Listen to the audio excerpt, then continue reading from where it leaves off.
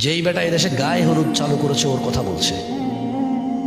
1450 বছর আগে আল্লাহ নবী বলছে ওই বেটার কথা, যেই বেটা বলতেছে যে বিয়ের মধ্যে গান বাজনা বাজা দেবে, মলেকা বানুর বিয়া গো কি জানি এরপরে বিয়ের বাজনা বাজে।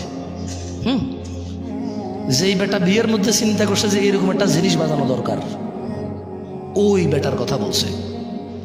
যেই বেটা বলছে বিয়ের মধ্যে ছেলে পক্ষ মেয়ের বাড়িতে আসবে কুলা ধান হলিদ মরিচ নিয়া, যে বেড়ির বিয়ে করবো ওই বেড়ি সহ ওই বেড়ির বোন যত আছে স্বাস্থ্য মামাতো আলাতো পাড়াতো চাচাতো খালাতো ফুফাতো সব বেড়িরে ওই যে বেটা বিয়ে করবো ওই বেটার বন্ধু বান্ধব মিলা হলুদ মেখে দিবে।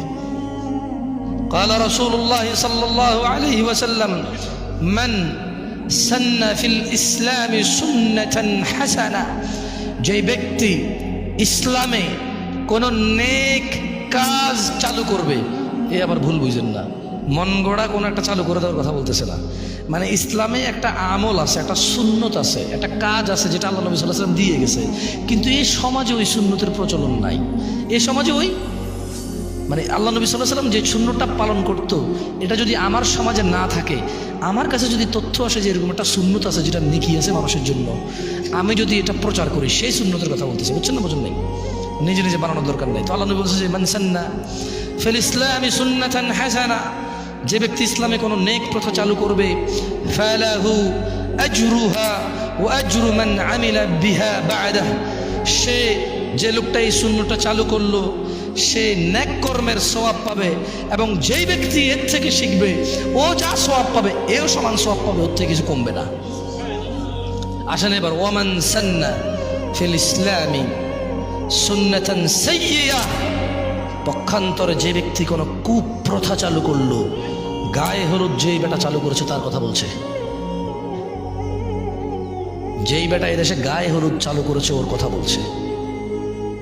1450 বছর আগে আল্লাহ নবী বলছে ওই বেটার কথা, যেই বেটা বলতেছে যে বিয়ের মধ্যে গান বাজনা বাজা দেবে, মলেকা বানুর বিয়া গো কি জানি এরপরে বিয়ের বাজনা বাজে। যেই বেটা বিয়ের মধ্যে চিন্তা করছে যে এরকম একটা জিনিস বাজানো দরকার, ওই বেটার কথা বলছে। যেই বেটা বলছে বিয়ের মধ্যে ছেলে পক্ষ মেয়ের বাড়িতে আসবে কুলা ধান হলিদ মরিচ নিয়া, যে বেড়ির বিয়ে করবো ওই বেড়ি সহ ওই বেড়ির বোন যত আছে স্বাস্থ্য মামাতো আলাতো পাড়াতো চাচাতো খালাতো ফুফাতো সব বেড়িরে ওই যে বেটা বিয়ে করবো ওই বেটার বন্ধু বান্ধব মিলা হলুদ মেখে দিবে। ওর কথা বলছে যে এটা চালু করছে, ওর কথা বলতেছে যে বলেছে রেস্টুরেন্টে গান বাজাইতে হবে তাইলে কাস্টমার টিকে থাকবে, ওই বেটার কথা বলছে।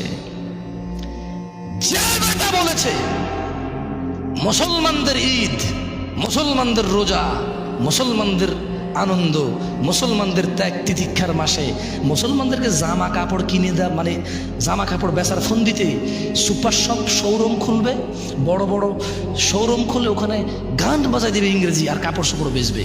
হ্যাঁ, মুসলিমরা পাগল হয়ে গেছে, সারা মাস রোজা রেখে জামা কাপড় কিনতে যায়, গান না শুনলে মুসলিমরা পাগল হয়ে যাবে, এদেরকে গান শোনাও, ভালো করে তোমার কাপড় চোপড়ের দোকানে গান বাজায় দাও, মৃদু সাউন্ডে ইংলিশে এভাবে ইংরেজিতে গাইবে, কিছু তোমার বুঝে আসবে না।